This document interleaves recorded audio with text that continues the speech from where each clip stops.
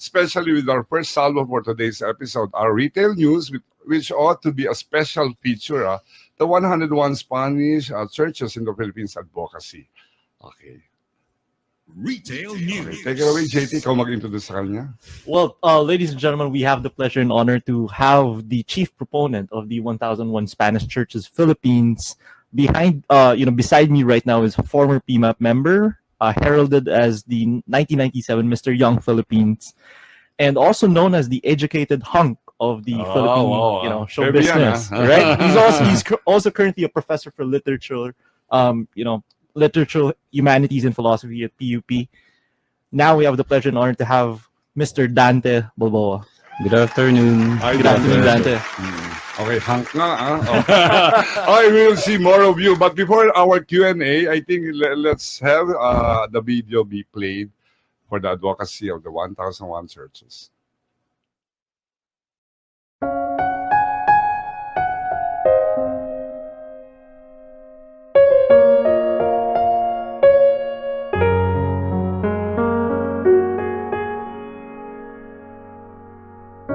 Back when I was a child,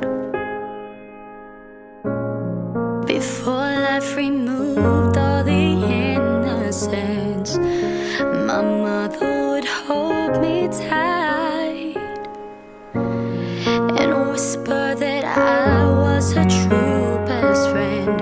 Take hold my hand when I had my fears and help me face them right through the years. Oh, I knew for sure I was loved.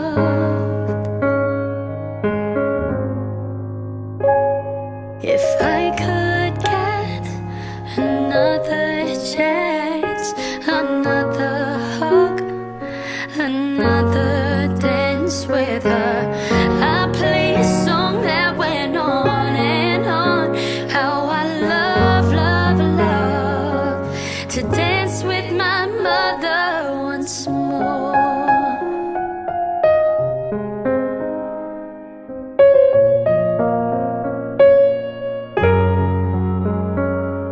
Whenever I All right. Wow, I'm impressed, no? I've never been to those churches. At di ko alam na ganun karami pala yan, no? Saan man sulok ng Pilipinas. Okay. I think, JT, you ought to lead the interview for the video. Well, Dante, I think we can take a lift off from the video, and I share the sentiment of Rolly that I've never seen those churches. Like as far as Bangged Abra, we also have a Spanish church in Aklan. Yeah. Right. Walk us through the entrepreneurial journey. How did you come up with this advocacy in the first place? Well, I've started this advocacy when I was 19 years old, right after when I won as Mr. Young Philippines 1997. 97. So 2 years after that, since pag-graduate na rin for my first course, which is BS Architecture. So actually, it was connected with my course, Architecture as well. Architecture. Mm. Okay. So 15 years na. So 15 years. So for 15 years, I have traveled a lot for the entire Philippines. So to visit and for me to study their culture as well. So not only with the churches as well as with Spanish forts, even the natural wonders like falls, islands. So yun, talagang I invested a lot of times for that. But the thrust of the advocacy is it just to learn more about the Spanish culture, but also to preserve the physical artifacts? Yeah, and I wanted to share with the Department of Tourism as well for them to preserve it, and for them, for the entire Filipino as well, especially the students, to educate when it comes to Spanish churches, because they do not know that there are more than 1,001 Spanish churches. And eventually it will become a book, and I have this probably upcoming exhibit for the all those pictures and videos para talagang ma-amaze sila na ganun kadami. Well, today you should have guested together with Mina Gabor, who used to be the DA secretary, but I think she backed up because of a emergency commitment.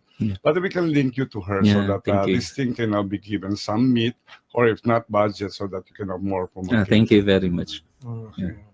What are some of those initiatives that you launch, in order to propagate the preservation and the deeper learning of those churches?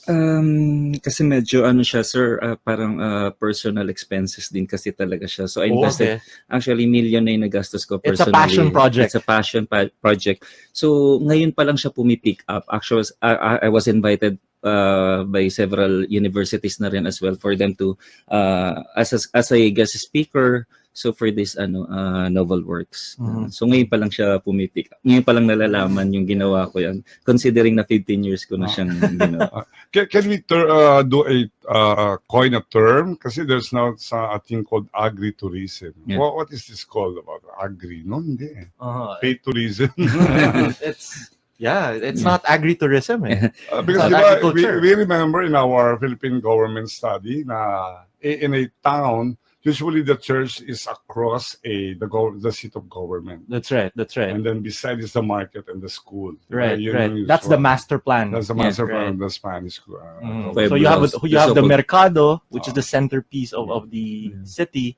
Then you have the church and the seat of government. And yun, one thing is, may educate ka rin. Kasi especially, you will notice that, let's say for example, yung municipality ba na yun, preserve pa yung Spanish complex. Kasi, di ba, yung pueblo, the so-called pueblo na there's this church and then municipal hall. So, right there and then malalaman mo kung pure or genuine pa yung, preserve pa yung Spanish church or probably, na siya, restored na or nagiba na ng lindol, bagyo or whatever. So, magandang experience talaga dahil it's either yung facade na lang ba natira. Actually, I have encountered several churches na yung facade na lang natira. Tapos yung all the interiors wala na, totally vanished na. Parang gano'n. Since this undertaking is really personal in nature without the help of some disciplines like anthro, socio, etc., how do you plan to continue? What kind of code do you want now to be told to our audience? Actually, yung advocacy ko naman is simply for yun nga, as I've said, for the entire Filipino lang for them to educate for them to recognize the significance of Spanish culture then as well. Kasi I myself, medyo philosophical kasi ako, yung line of thinking ko. Parang, universalist din ako, parang hindi lang one-sided. So, we need to consider different cultures kasi it's a diverse culture in the Philippines naman. Parang. That's right. What are the special parts of this advocacy? The names of the churches, the history behind, personalities, and devotions? Kasi sir, parang it's an eye-opener. Gusto ko talagang I want to become an instrument para especially for the Department of Tourism na parang, hey, we can concentrate on this matter tapos it will boost our parang tourism as well. Kasi if we were to counterpart yung other countries, especially European countries, they dwell more on tourism. So pag nag-boost yung tourism, parang pasok na yung negosyo, di ba? Parang we can stand by our own. Pero kasi parang it needs it requires parang concentration and I want them to especially may mga gusto kong i-recommend sa kanila like there are several Spanish churches na well preserved pero may mga may mga harang na sa harapan. Parang gusto ko siyang pagandahin talaga. To landscape especially ganun. To bring it back to its original state. And, I think we can have some support call dahil I think that a lot of our stakeholders can also get into that advocacy. That's right. So we'd like to give you the mic, Dante, so that you can now make a call for support. Paano ba? Ayun, sa mga gustong mag-support, welcome naman.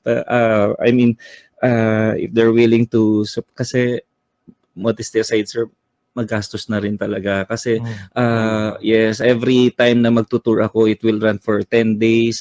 So I have this budget 1,500 to 2,000 a day kasi considering yung mga hotel accommodation, yung food. So parang I do not want them to I'm not insisting pero if they're willing to help talagang it would be grateful on my part kasi ginagawa ko to talaga para sa bansa. Tulungan ka namin kasi dito may platform din for such kind. Si Hans, Yeah. Remember? Which one? Si Gava gives. Gava so- gives. Right. So if you have a platform, it will be easy for you to get That's right. as That's long right. as you make the call. Yeah. Kasi sir, out of 1,001 Spanish churches, nasa 800 plus na ako. So, Oh, malapit na. yeah.